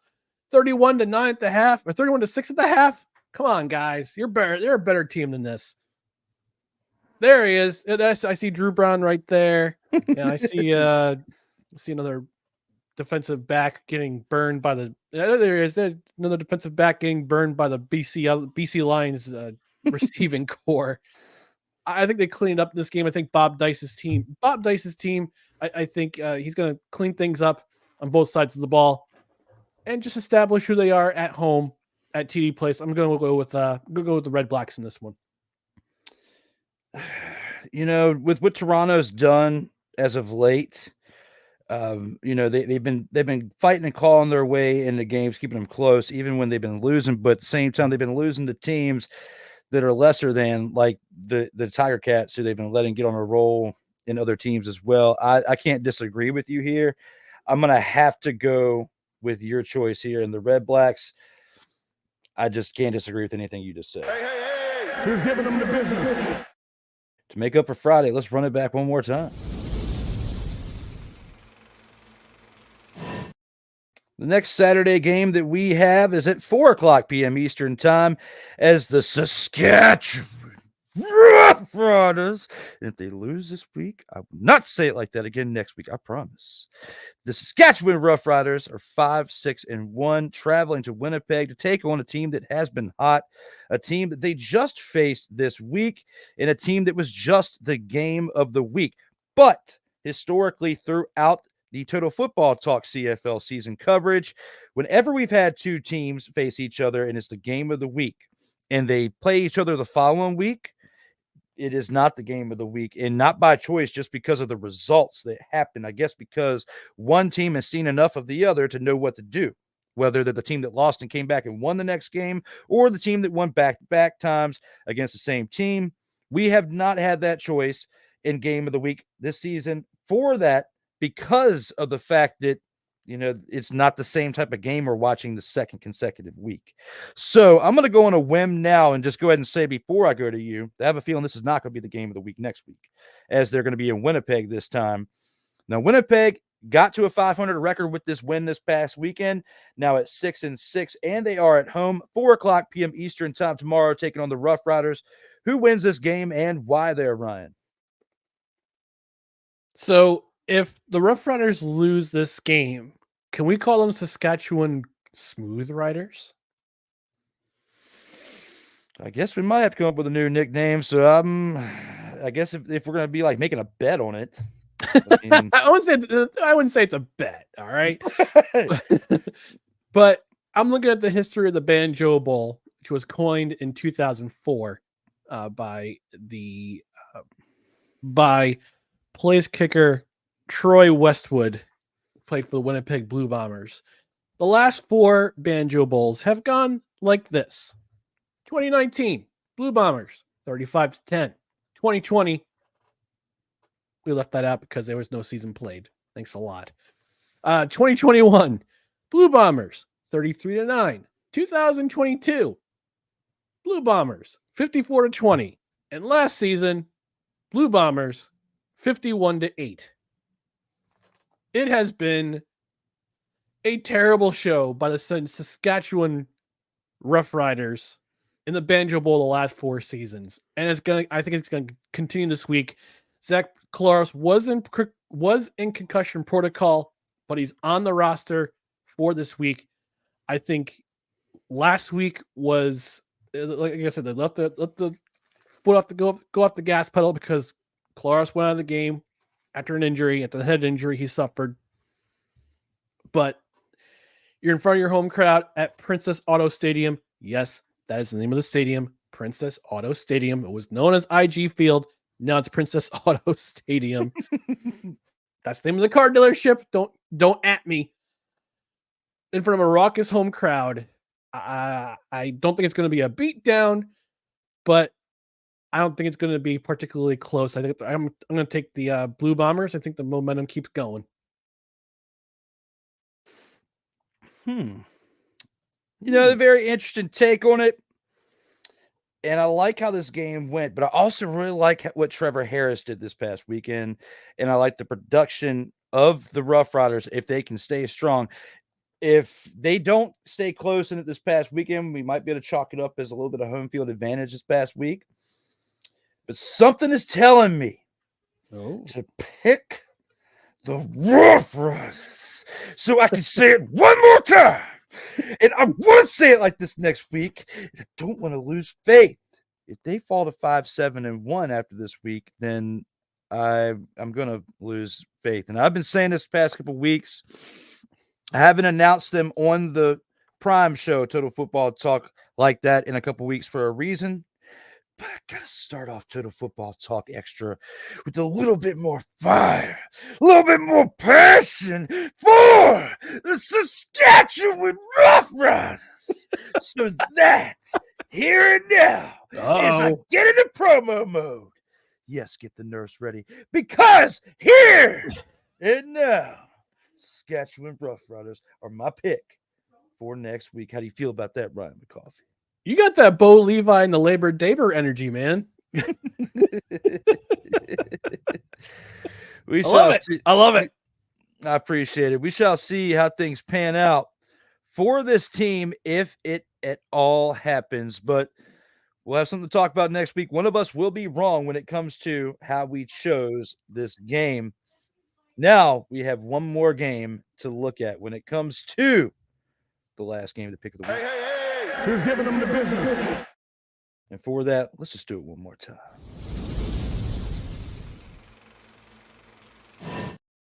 Now, Saturday again, 7 p.m. Eastern Time, the lowly Calgary Stampeders, who are 4-7, travel to Edmonton to take on the Elks.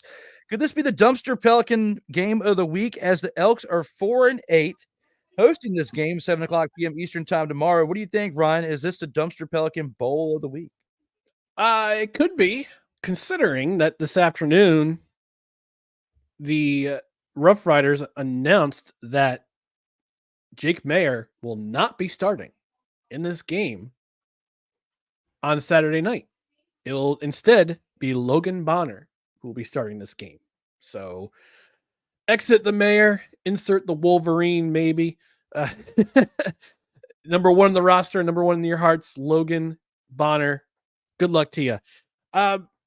It's going to be it's going to be at Edmonton this week. Edmonton's got a lot of momentum coming into this game. Great beatdown in the Labor Daber game. They're bidding for the Grey Cup in 2026.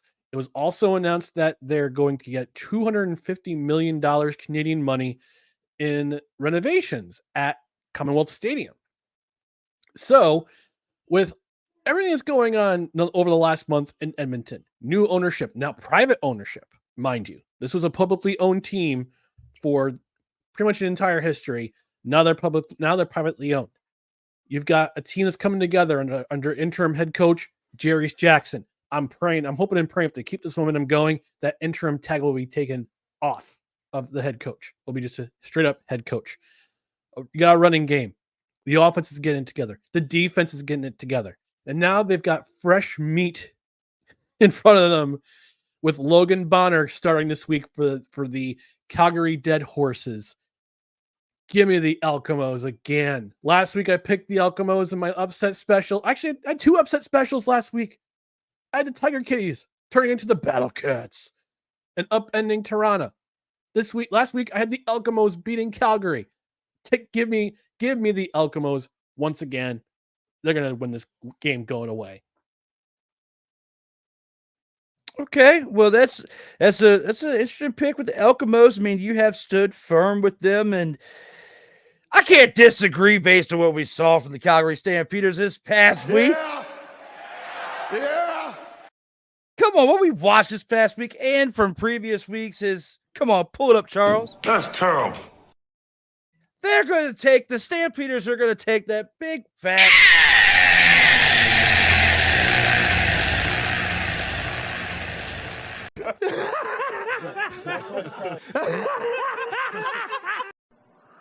Now, that is absurd.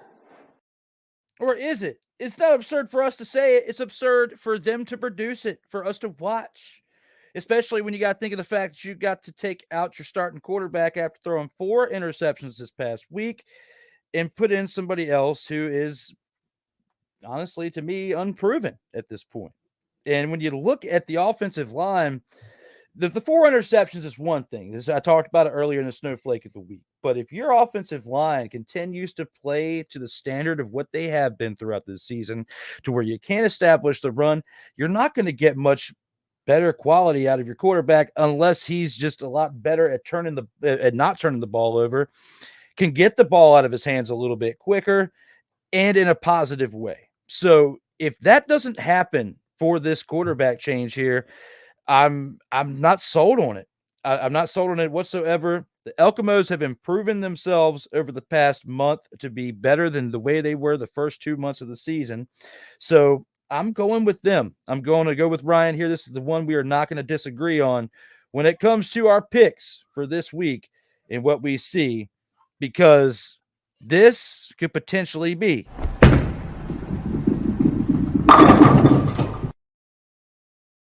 because earlier I didn't get a chance to click it during the first game that we reviewed, but I made up for it there.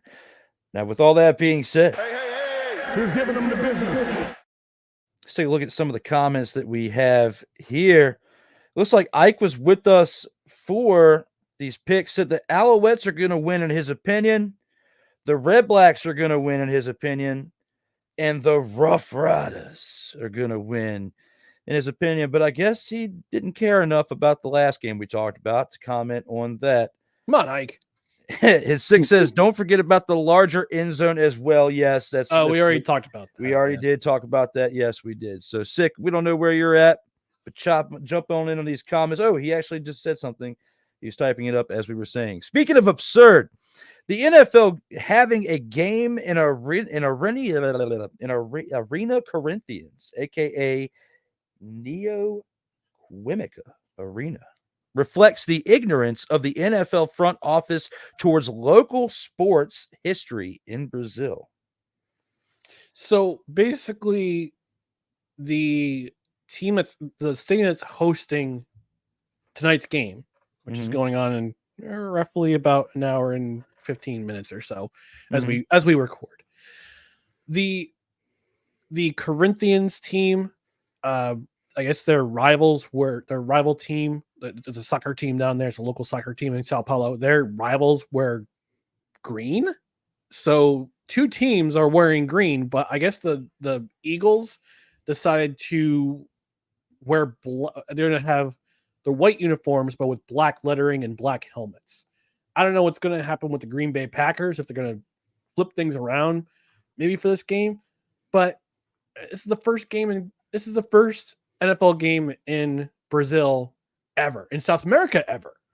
So maybe they didn't have an idea of rivalries down in Brazil. This is a completely different sport. So I can't speak to the ignorance of the NFL front office. Maybe they didn't do their due diligence in the research and researching.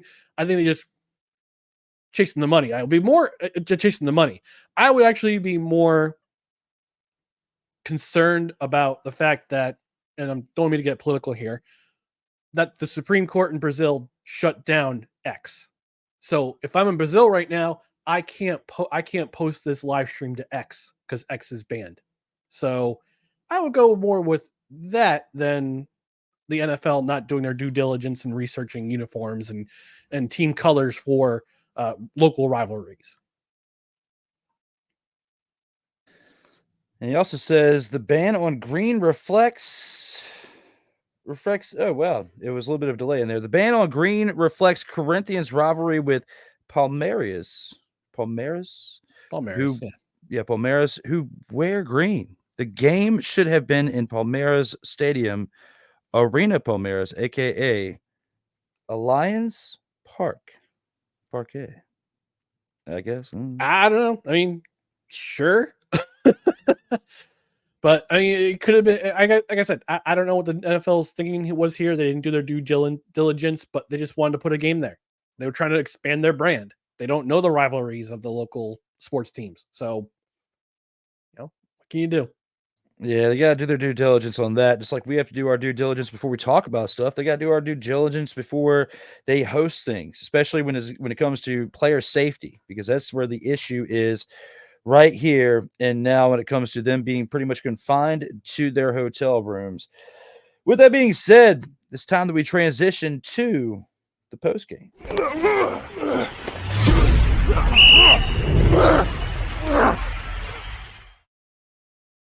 Total Football Talk.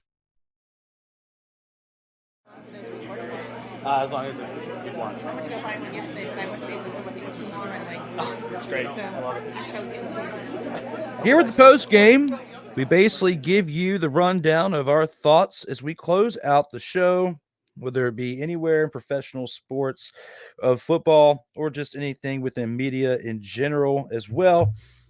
And speaking of that, Brian, it's the understanding of myself that you have a little bit of breaking news.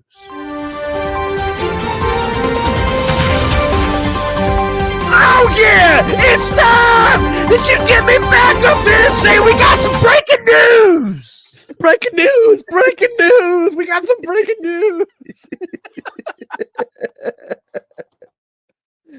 So it was made official today by several members of the 8 remaining teams from last year's Arena Football League that they're going to break away and form a brand new league called Arena Football 1.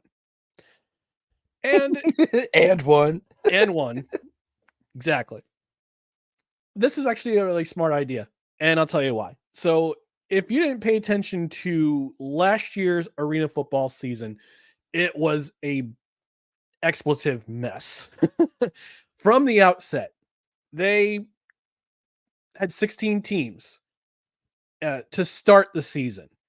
Then it dwindled down to 12. Then 11. Then 10. Then 9. And eventually, they went up with 8.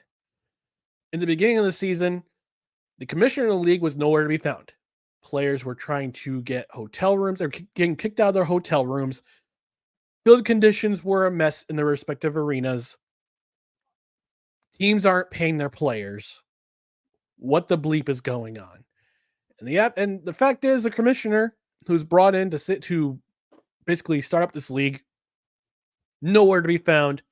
Eventually, he was kicked out of the league and replaced with former Tennessee Titans and Los Angeles Rams head coach Jeff Fisher, who took the interim tag of commissioner for the rest of the season.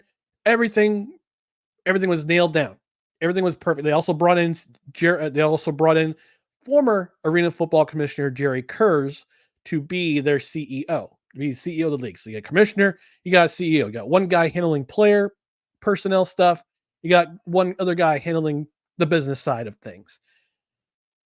And the fact that the 8 teams who were remaining broke away, started a new league, brilliant move. Because it just basically gets the stench from everything that happened last year off of them, and now they're in a new league, and they are starting in 2025. And I had the press release right here from AF1, has a bunch of quotes from the commissioner, from the couple of owners, and they're also going to bring in some new teams for 2025. So we could see this. We could see the return of the Philadelphia Soul. We could see the return of the West Texas Warbirds.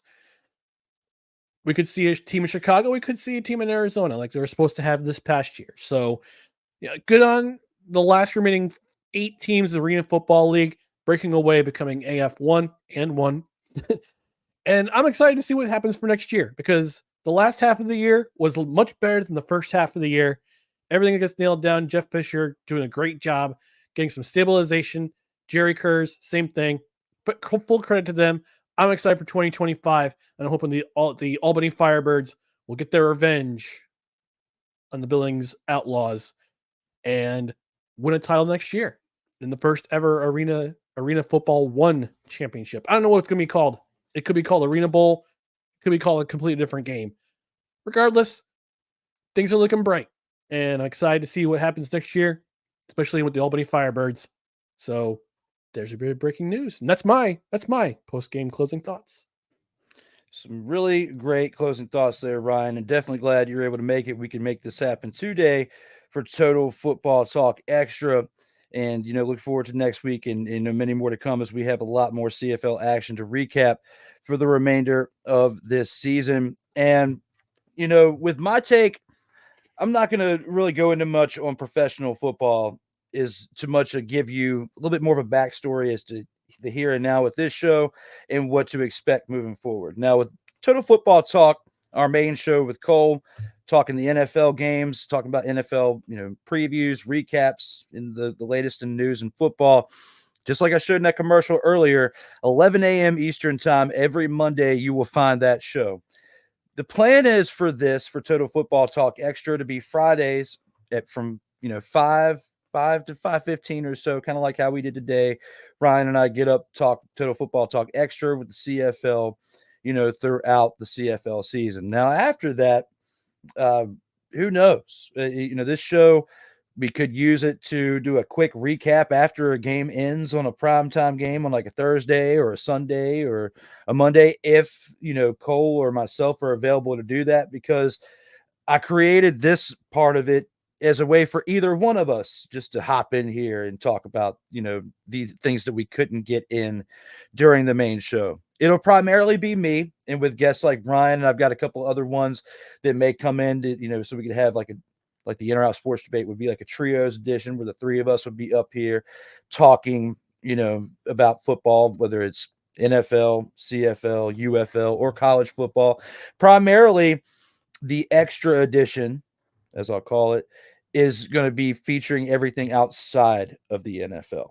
So maybe once CFL ends, we can start talking about college football, as by the time CFL ends, the college football is really heating up, getting closer towards playoffs and rankings and the Heisman Trophy chase. And, I've got some other people in here like Ryan and others who have knowledge of football outside of the NFL or the CFL or even the newly formed UFL this year. It's going to be interesting to see how things play out between now and the Grey Cup for CFL, and then what type of other developments we have in football outside of the NFL with all of that going on.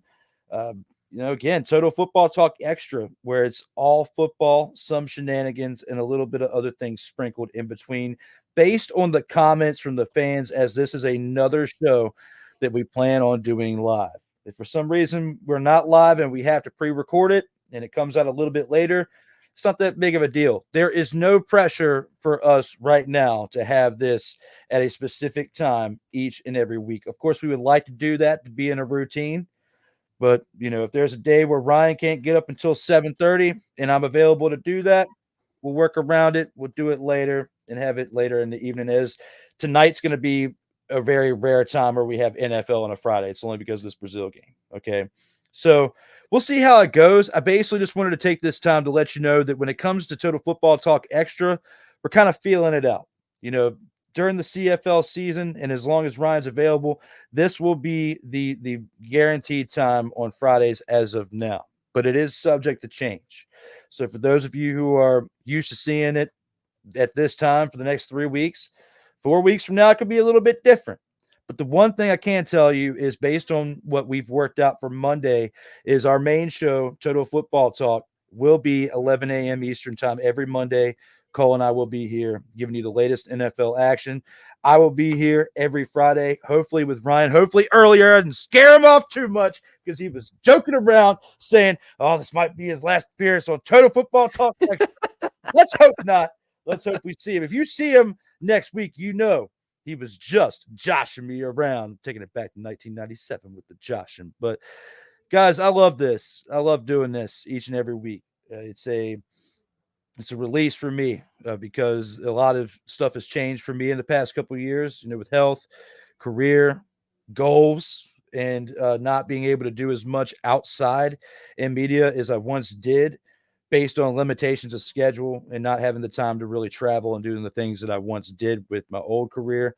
So to be able to hang on to it a little bit while still having a little glimmer of hope to make things happen out here in the streams, whether it's through my own personal brand, collaborating with others and building something else, or joining another team at some point, whatever the case may be. When it comes to media, just doing whatever I can to keep the talents going as much as they can, because people tell me I got them, and I just like being a personality out here. The most enjoyable part of this all is where I get to sit with other people like Ryan and have just a regular conversation talking about the things that we enjoy participating in, watching, and have done for so many years. So with that, I kind of went a little personal with the time, but also a little bit of an explanation of what Total Football Talk Extra is, what the goal for it is. Right now, we're just feeling it out, having a good time, finding a way to get that extra bit of football talk in that we just can't get in on Mondays.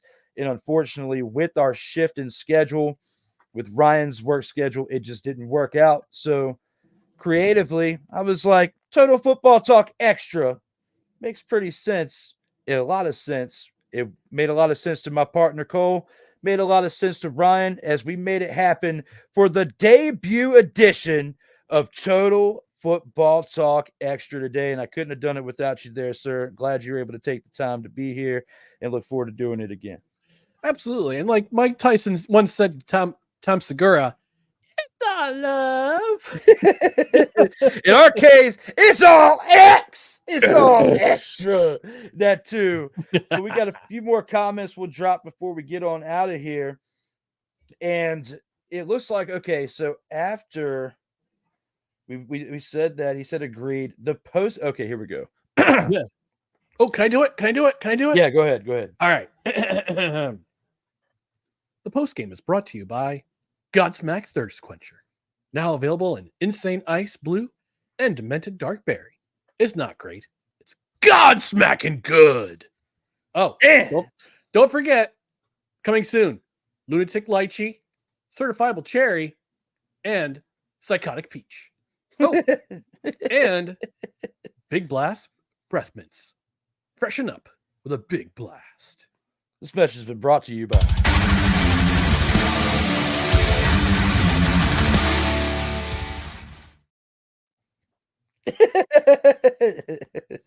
Thank you, Sick, for giving us one more of those. And as always, if you're just now tuning in, make sure you subscribe now and never miss out on new content. We've only got one more thing left to do, and that is look at a semi-badass outro that was constructed by Cole Johnson and cut down for Total Football Talk Extra, as Sick Diggy is laughing in the background. For Ryan McCarthy, I am Drew Willingham. Everyone, as always, please stay safe out here in these streets.